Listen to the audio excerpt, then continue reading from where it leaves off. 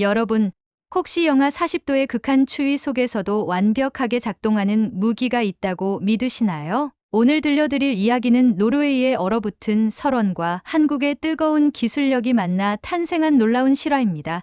한 편의 영화보다 더 드라마틱하고 어떤 소설보다 더 감동적인 진짜 이야기죠. 핀마르크의 2월 새벽은 언제나 죽음과도 같습니다. 영하 35도를 넘나드는 추위 속에서 숨을 내쉬면 즉시 하얀 김이 되어 얼어붙고 바람은 날카로운 칼날처럼 노출된 모든 살갗을 베어냅니다. 하얀 설원은 수평선 너머까지 끝없이 펼쳐져 있어 마치 세상의 끝에 홀로 서 있는 듯한 고독감을 불러일으킵니다. 하지만 저희에게 이곳은 단순한 설원이 아닙니다. 이곳은 나토의 최전선이자 서구 문명을 지키는 마지막 방패와도 같은 곳입니다. 러시아 국경에서 불과 수십 킬로미터 떨어진 이 땅에서 저희는 매일 아침 전쟁이 아닌 평화를 위해 무거운 군화끈을 조여맵니다. 그런데 이곳에서 우리의 주력 무기들이 얼어붙기 시작했습니다. 생존이 걸린 순간, 그때 들려온 한마디, 한국의 K9 썬더가 답일 수 있다. 과연 아시아의 작은 나라 한국에서 만든 무기가 북극의 혹독함을 이겨낼 수 있을까요? 그리고 이 만남이 어떻게 두 나라를 잇는 특별한 사랑 이야기로 발전하게 될까요? 믿기 어려운 이 실화가 궁금하시다면 지금 바로 구독 버튼을 눌러주세요. 그리고 좋아요도 잊지 마시고요. 여러분의 관심이 더 많은 놀라운 K기술 스토리를 발굴하는 힘이 됩니다. 자, 그럼 지금부터 얼음과 불이 만나 탄생한 기적의 이야기를 시작해보겠습니다. 제 이름은 요한 엥겔센입니다. 노르웨이 육군 포병대대 소속 중위로 이 나라의 가장 북쪽 끝 핀마르크에서 복무하고 있습니다. 저는 이곳에 부임한 지 벌써 3년째입니다. 처음에는 베르겐의 따뜻한 해안가에서 자란 제게 이 극지의 혹독함이 견디기 어려웠습니다. 코끝이 얼어 감각을 잃고 손가락이 뻣뻣해져 방아쇠조차 당길 수 없었던 첫 겨울을 지금도 생생히 기억합니다. 하지만 시간이 흐르면서 저는 이 땅의 진짜 의미를 깨닫게 되었습니다. 이곳에서의 하루하루가 바로 평화를 지키는 일상이라는 것을 말입니다. 저희 부대의 주력 장비는 펠라딘 자주포입니다. 미국에서 도입한 이 장비는 평상시에는 충분히 믿음직스럽습니다. 155mm 포탄을 정확하게 목표물에 명중시킬 수 있고 기동성도 뛰어난 편입니다. 하지만 이곳 극지의 혹한 앞에서는 너무나 자주 무력해집니다. 유압 시스템이 얼어붙어 포탑이 회전하지 않고 엔진 오일이 굳어져 시동을 걸 수 없으며 영하 30도가 넘어가면 포신의 금속이 수축하면서 사격 정밀도가 현저히 떨어집니다. 더 심각한 것은 자동장전 시스템이 멈춰버려 수동으로 포탄을 장전해야 하는 상황이 빈번하다는 점입니다. 무거운 포탄을 영하의 날씨에 맨손으로 다루다 보면 부상의 위험도 따릅니다. 지난달 있었던 일은 정말 충격적이었습니다. 나토 합동훈련 중 갑작스럽게 기온이 영하 40도까지 떨어졌는데 저희 부대의 M109 자주포 6대 중 3대가 동시에 작동을 멈춰버린 것입니다. 포탑이 얼어붙어 회전하지 않는 것은 물론이고 한 대는 아예 엔진이 꺼져버렸습니다. 그날 밤 정비팀은 영하의 추위 속에서 밤새 복구 작업을 벌였습니다. 헤어드라이어와 온열기를 동원해 얼어붙은 부품들을 녹이고 특수 윤활유를 발라가며 하나하나 점검했습니다. 저도 함께 작업하느라 손끝이 얼어 감각을 잃었고 동료 하나는 동상에 걸려 병원에 실려가기까지 했습니다. 결국 이틀이나 지나서야 모든 장비가 정상 가동될 수 있었습니다. 그 순간 저는 깨달았습니다. 만약 이런 상황이 실전에서 벌어진다면 저희는 완전히 무력할 수밖에 없다는 것을 말입니다. 적이 공격해 오는데 저희 포가 얼어붙어 있다면 그것은 곧 동료들의 죽음을 의미합니다. 이런 생각만으로도 등골이 서늘해졌습니다. 훈련이 끝난 다음 주 부대장님은 평소보다 훨씬 심각한 표정으로 모든 간부들을 작전 회의실로 소집하셨습니다. 회의실 한쪽 벽에는 거대한 북유럽 지도가 걸려 있었고 빨간 점들로 표시된 저희의 전진 기지들이 마치 문명의 최후 보루처럼 보였습니다. 지도상의 러시아 국경선은 검은 굵은 선으로 그어져 있었는데 그 선이 유난히 위협적으로 느껴졌습니다. 여러분도 지난 훈련에서 직접 경험하셨듯이 우리의 현재 상황은 그리 녹록지 않습니다. 부대장님의 목소리에는 깊은 우려와 함께 무거운 책임감이 담겨 있었습니다. M109의 극한 환경에서의 한계는 이미 여러 차례 확인되었고 국방부본부에서도 이에 대한 근본적인 대안을 모색하고 있습니다. 우리는 더 이상 이런 상황을 방치할 수 없습니다. 회의실 안은 정적이 흘렀습니다.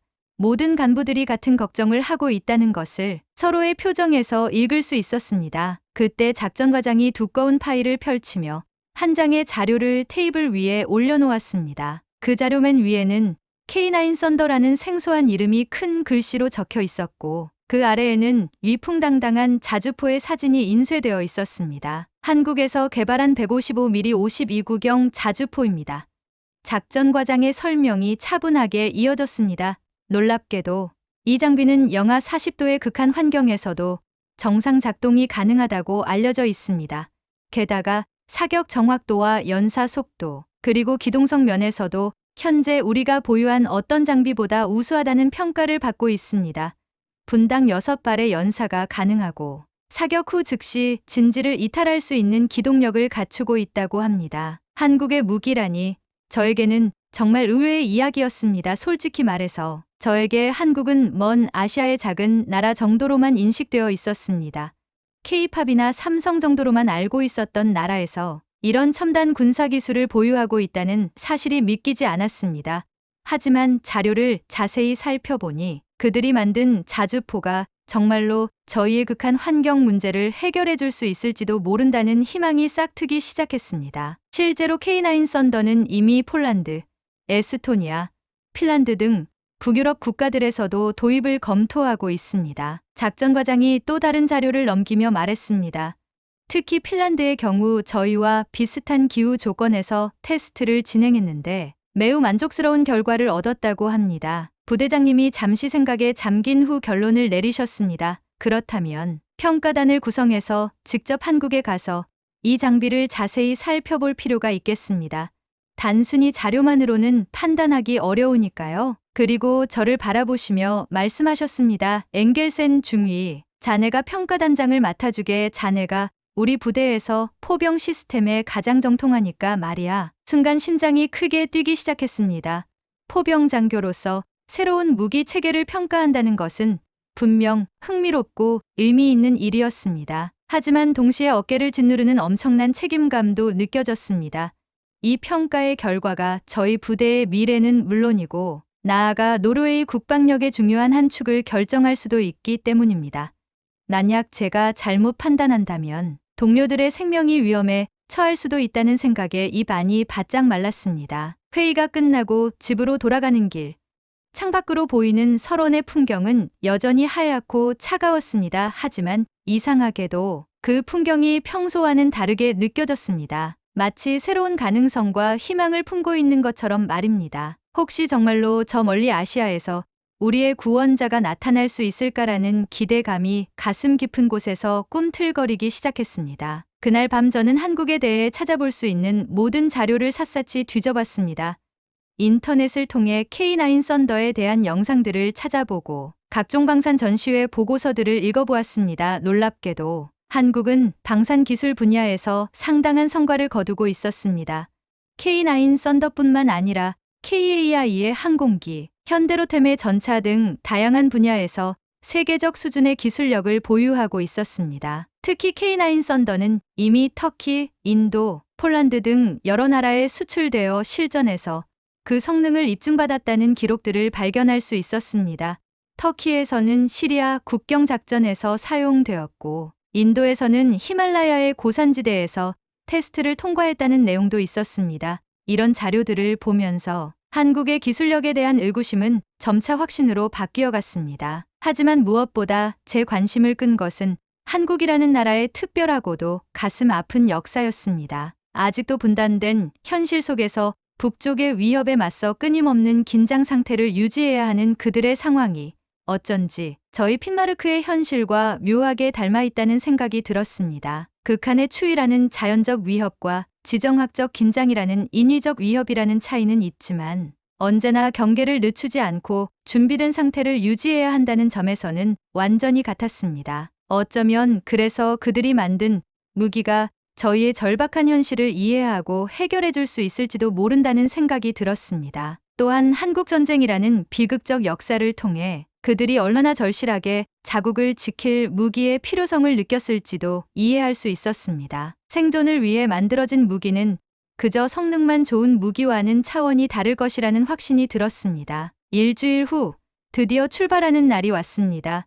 오슬로 공항에서 한국행 비행기에 몸을 맡기며 저는 창밖으로 멀어져 가는 노르웨이의 하얀 설원을 바라보았습니다. 어릴 적부터 자란 이 땅을 떠나 미지의 나라로 향한다는 설렘과 동시에 부대원들의 안전을 책임져야 한다는 무거운 사명감이 가슴을 짓눌렀습니다. 그 순간 저는 직감했습니다. 이번 여행이 단순한 무기 평가를 넘어선 무언가 특별한 의미를 가질 것이라는 예감을 느꼈습니다.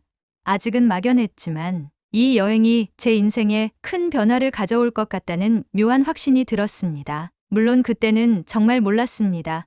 이 여행이 저의 인생을 완전히 바꿔놓을 운명적인 만남으로 이어질 것이라는 사실을, 그리고 그 만남이 두 나라 사이의 새로운 동맹으로 발전할 것이라는 사실을 말입니다. 인천공항에 발을 디딘 순간 저는 마치 다른 세상에 온 듯한 느낌을 받았습니다.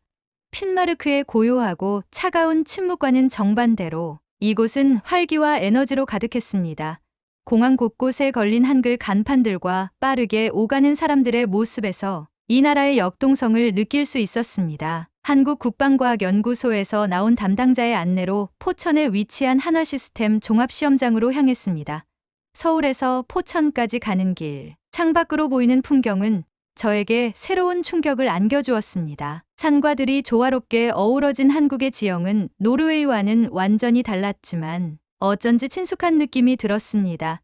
특히 겨울산의 능선이 하얗게 눈으로 덮인 모습은 고향의 설원을 연상시켰습니다. 안녕하세요.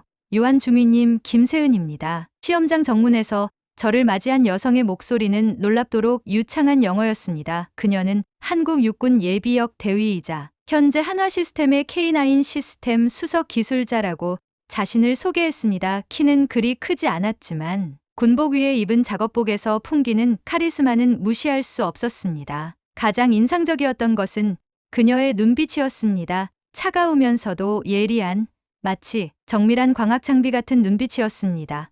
그리고 그 눈빛 속에는 자신의 일에 대한 깊은 자부심과 열정이 숨어 있다는 것을 직감할 수 있었습니다. 멀리서 오시느라 고생 많으셨습니다.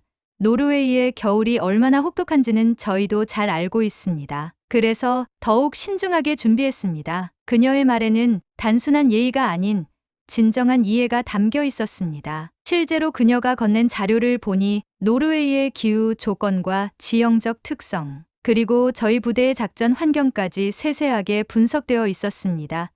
이 정도의 준비성은 저를 깜짝 놀라게 했습니다. K9 비다르는 단순히 기존 K9의 노르웨이 버전이 아닙니다.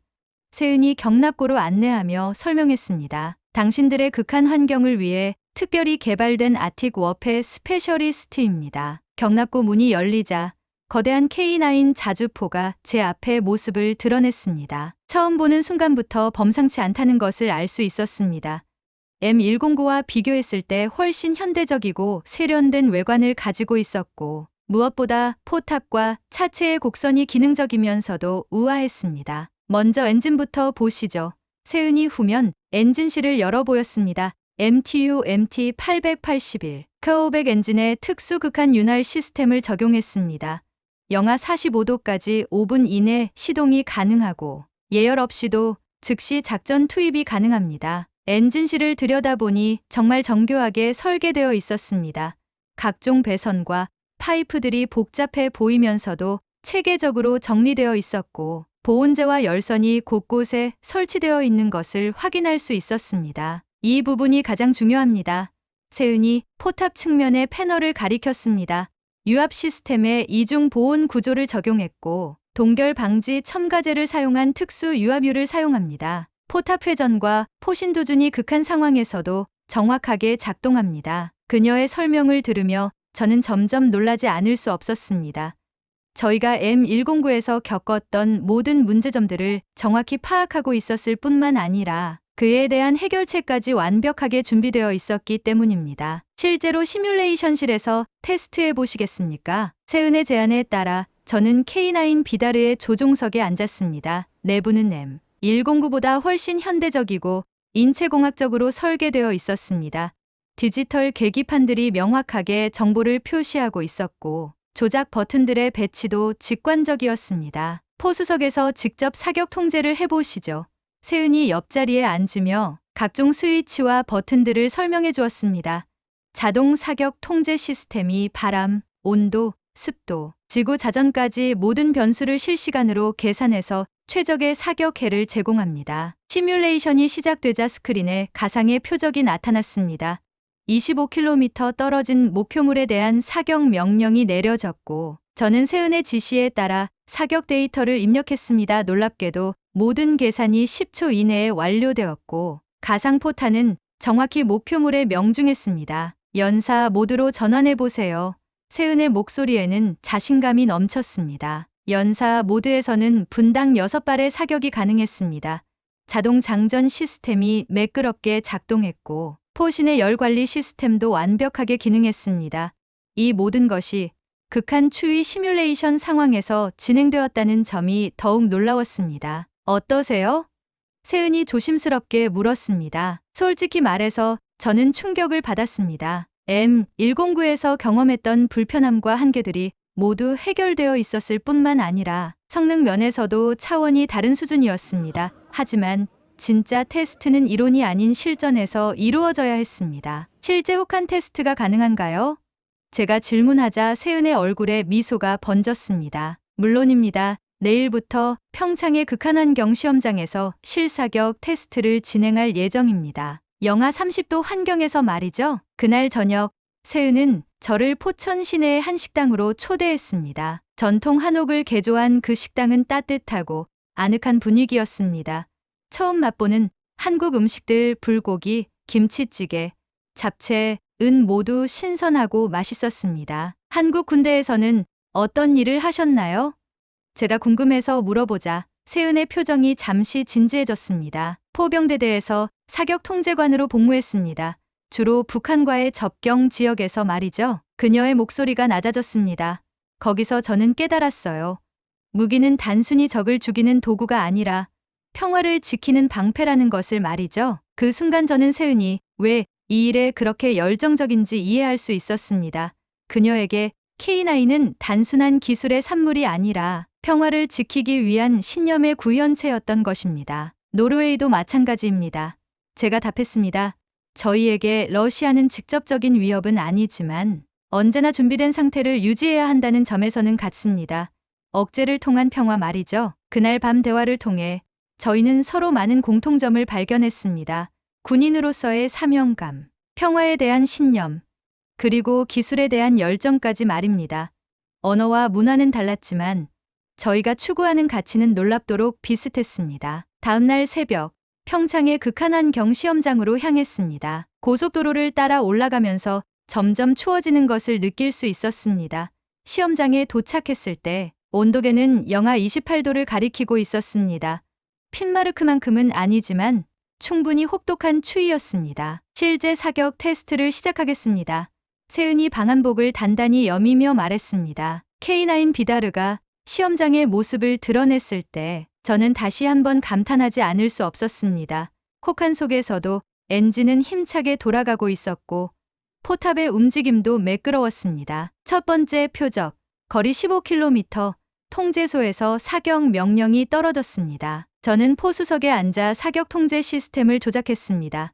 영하의 추위 속에서도 모든 계기들이 정확하게 작동했고 자동 계산 시스템도 완벽하게 기능했습니다. 사격, 포탄이 발사되는 순간의 진동과 소음은 M109보다 훨씬 안정적이었습니다. 반동 흡수 시스템이 탁월했고 사격 후 즉시 다음 사격 준비가 완료되었습니다. 명중, 관측소에서 확인 신호가 왔습니다. 연속해서 여러 발의 사격을 실시했지만 K9 비다르는 한 번도 실수하지 않았습니다. 영하 30도의 혹한 속에서도 완벽한 정확도를 유지했고 기계적 결함도 전혀 발생하지 않았습니다. 연사 테스트를 해보시죠. 세은이 제안했습니다. 분당 6발의 연사 중에도 모든 시스템이 안정적으로 작동했습니다. 자동 장전 시스템은 추위에 아랑곳하지 않고 정확하게 포탄을 공급했고 포신 냉각 시스템도 완벽하게 기능했습니다. 테스트가 끝났을 때 저는 완전히 확신할 수 있었습니다. K9 비다르는 저희가 찾던 바로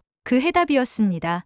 극한 환경에서의 신뢰성, 탁월한 정확도, 그리고 뛰어난 기동성까지 모든 조건을 만족하는 완벽한 무기 시스템이었습니다. 어떻게 생각하세요?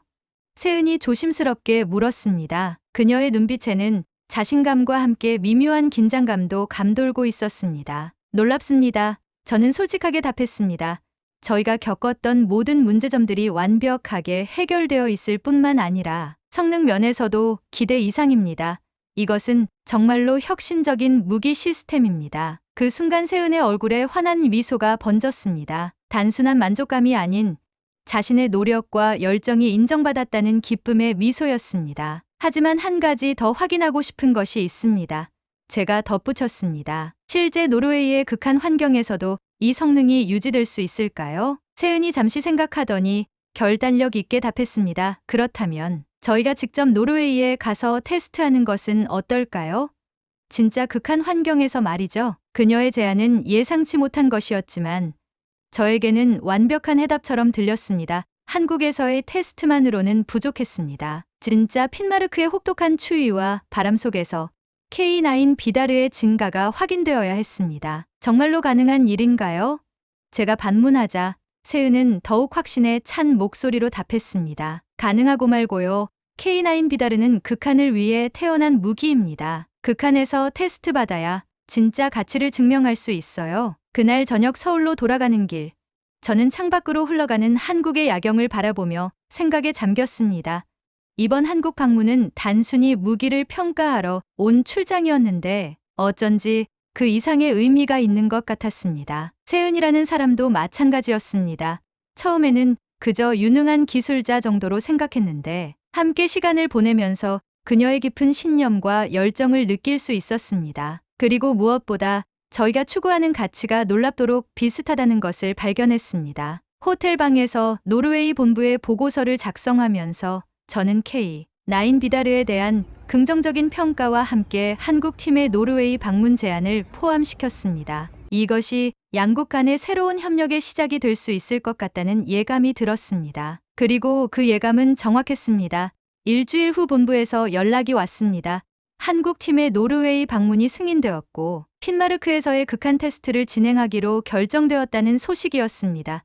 저는 다시 한번 세은과 함께 일하게 될 것이었고 이번에는 제가 그녀를 저희의 땅으로 초대하는 차례였습니다. 한 달 후 세은과 한국 기술팀이 노르웨이에 도착했습니다. 오슬로 공항에서 그녀를 다시 만났을 때 저는 묘한 설렘을 느꼈습니다. 한국에서의 만남이 단순한 업무상 만남이 아니었다는 것을 그때 깨달았습니다. 노르웨이에 오신 것을 환영합니다. 제가 인사하자 세은은 두꺼운 파카를 입고도 추위에 몸을 떨고 있었습니다. 생각보다 훨씬 춥네요. 그녀가 하얀 입김을 내뿜으며 웃었습니다. 아직 오슬로인데도 말이죠. 진짜는 핀마르크에서 시작됩니다. 제가 웃으며 답했습니다. 준비하세요, 대위님. 오슬로에서 하루를 보낸 후 저희는 군용 수송기로 바르대로 향했습니다. 비행기에서 내려다본 노르웨이의 겨울 풍경은 한없이 하얗고 광활했습니다. 세은이 창문에 얼굴을 대고 그 광경을 바라보는 모습에서 저는 처음 한국에 갔을 때의 제 자신을 보는 것 같았습니다. 정말 끝이 없네요.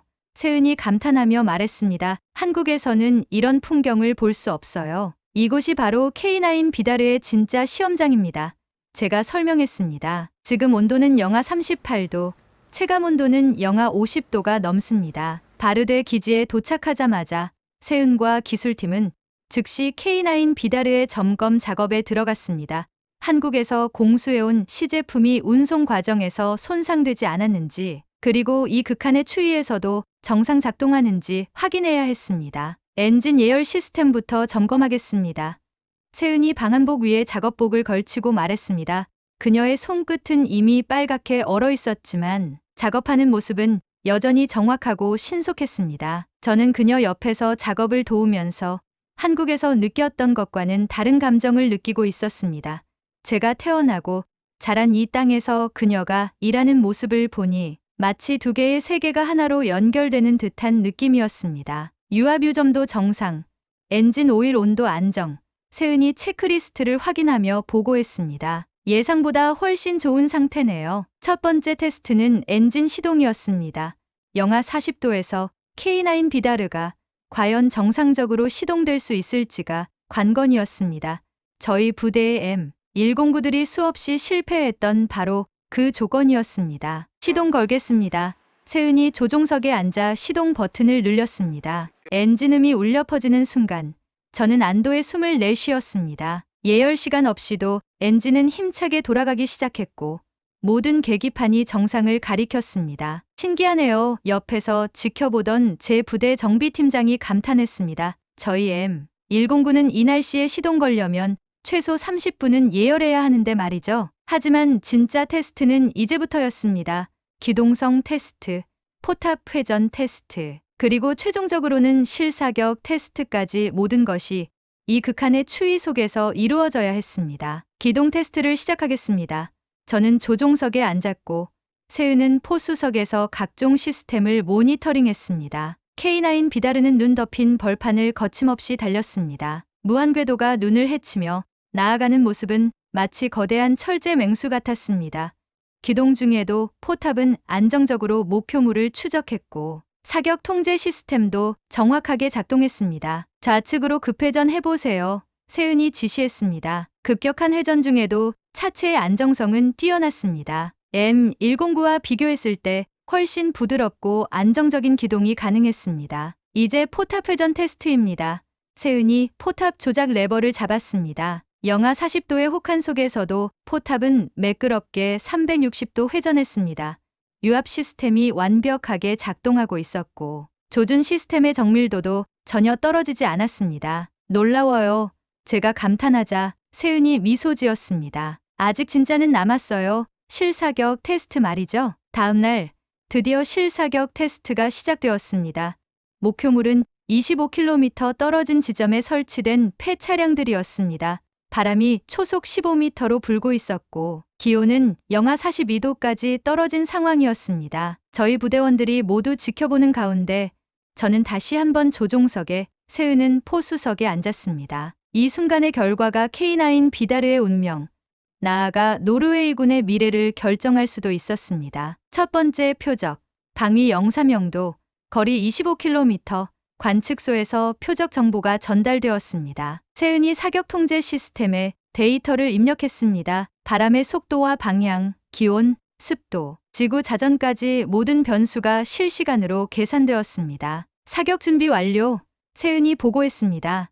사격, 포탄이 발사되는 순간 거대한 포성이 설원을 가득 메웠습니다. 포탄은 포물선을 그리며 하늘로 치솟다가 목표물을 향해 떨어졌습니다. 명중, 관측소에서 확인 신호가 왔습니다. 첫발 명중이었습니다. 부대원들 사이에서 환호성이 터져나왔습니다. 하지만 진짜 테스트는 연속 사격이었습니다. 연사 모드로 전환합니다. 세은이 시스템을 조작했습니다. 분당 6발의 연사가 시작되었습니다.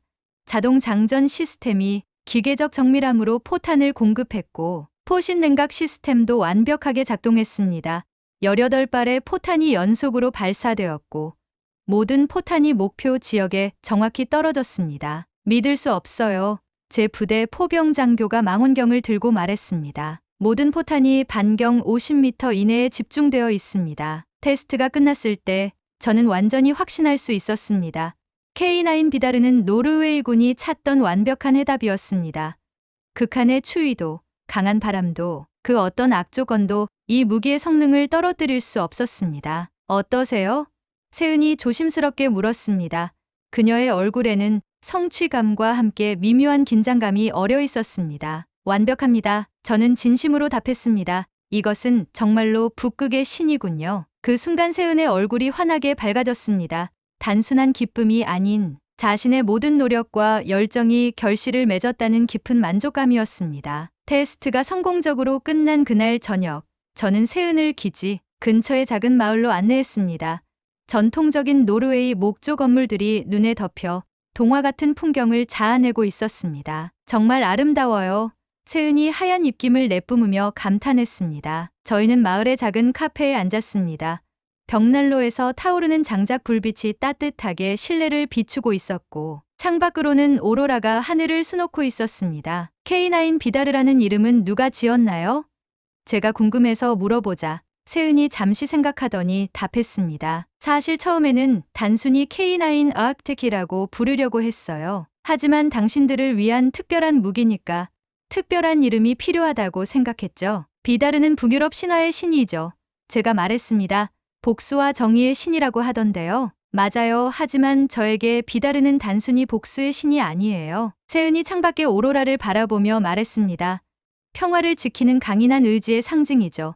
마치 당신들처럼 말이에요. 그 순간 저는 깨달았습니다. 세은이 이 무기에 담은 의미는 단순한 기술적 성취가 아니었다는 것을 말입니다. 그녀는 한국과 노르웨이라는 서로 다른 두 나라가 같은 가치를 추구한다는 것을 보여주고 싶었던 것입니다. 당신은 정말 특별한 사람이에요. 제가 진심으로 말하자 세은의 뺨이 살짝 붉어졌습니다. 저도 당신을 만나서 많은 것을 깨달았어요. 세은이 조용히 답했습니다. 기술은 혼자서는 완성될 수 없다는 것을 말이죠. 진정한 이해와 신뢰가 있어야 비로소 완성되는 거죠. 그날 밤 오로라 아래에서 저희는 많은 이야기를 나누었습니다. 각자의 꿈과 신념, 그리고 평화에 대한 염원까지 말입니다. 서로 다른 언어와 문화를 가진 두 사람이었지만 그 순간만큼은 완전히 하나가 된 듯한 느낌이었습니다. 만약 K9 비다르가 정식 채택된다면 제가 조심스럽게 말을 꺼냈습니다. 당신도 계속 이 프로젝트에 참여하게 되나요? 물론이에요. 세은이 확신에 찬 목소리로 답했습니다. 이것은 제 인생의 가장 중요한 프로젝트니까요. 끝까지 책임질 거예요. 그 말을 들으며 저는 안도감과 함께 묘한 기쁨을 느꼈습니다. K9 비다르의 성공적인 도입을 위해서라고 스스로에게 말했지만 사실은 세은과 계속 함께 일할 수 있다는 기대감이 더 컸습니다. 며칠 후 한국팀이 본국으로 돌아갈 때 저는 세은을 공항까지 배웅했습니다. 출국장 앞에서 작별 인사를 나누는 순간 저는 말로 표현하기 어려운 아쉬움을 느꼈습니다. 곧 다시 만날 수 있을 거예요. 세은이 미소 지으며 말했습니다. K9 비다르는 이제 시작일 뿐이니까요. 네. 기다리고 있겠습니다. 제가 답했습니다. 그녀가 출국장 안으로 사라진 후 저는 한동안 그 자리에 서 있었습니다. 이상하게도 가슴 한편이 허전했고 마치 중요한 무언가를 잃어버린 듯한 기분이었습니다. 그날 밤 기지로 돌아와서 보고서를 작성하면서 저는 K9 비다르의 압도적인 성능에 대해 상세히 기술했습니다. 극한 환경에서의 완벽한 작동, 탁월한 정확도, 뛰어난 기동성까지 모든 면에서 최고 점수를 줄 수밖에 없었습니다. 하지만 보고서에는 쓸 수 없는 또 다른 성과가 있었습니다. 바로 김세은이라는 뛰어난 기술자와의 만남, 그리고 그녀를 통해 느낀 한국이라는 나라에 대한 새로운 인식이었습니다. 일주일 후 본부에서 연락이 왔습니다. K9 비다르의 정식 도입이 결정되었고 52문의 구매 계약을 체결하기로 했다는 소식이었습니다. 동시에 저는 이 프로젝트의 현지 담당관으로 임명되었습니다. 그것은 곧 세은과 다시 함께 일하게 된다는 의미였습니다. 그리고 저는 그 사실이 업무적 필요성보다는 개인적 기대감에서 나온다는 것을 솔직히 인정해야 했습니다. VIDAR라는 이름처럼 이 프로젝트는 정말로 새로운 시대의 시작을 알리는 것 같았습니다. 단순히 무기 도입을 넘어서 두 나라 간의 새로운 동맹과 신뢰의 상징이 될 것 같았습니다.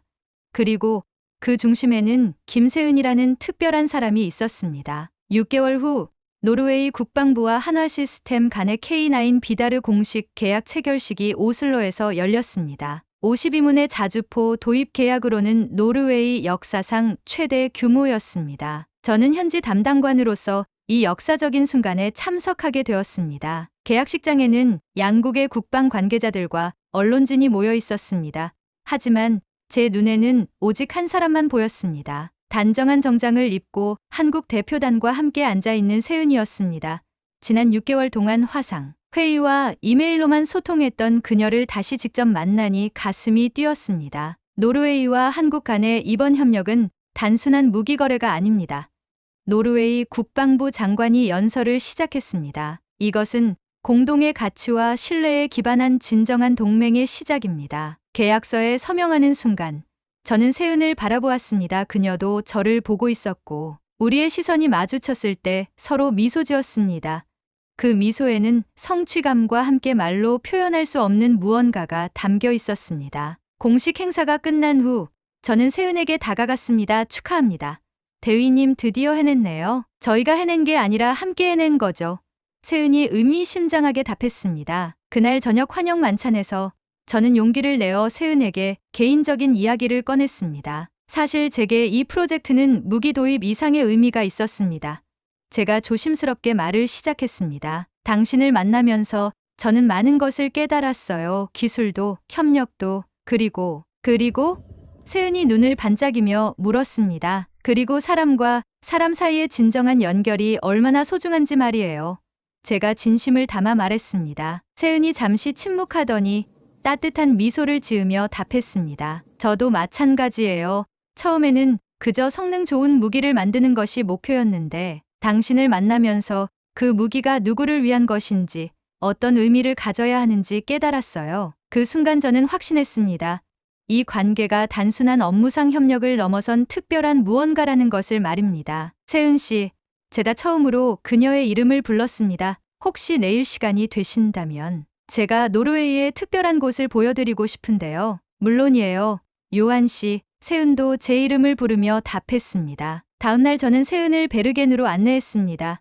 제가 태어나고 자란 고향이자 노르웨이에서 가장 아름다운 도시 중 하나였습니다. 컬러풀한 목조 건물들이 줄지어 선 브리겐 지구를 걸으며 저희는 서로의 어린 시절과 꿈에 대해 이야기했습니다. 정말 동화 같은 곳이네요.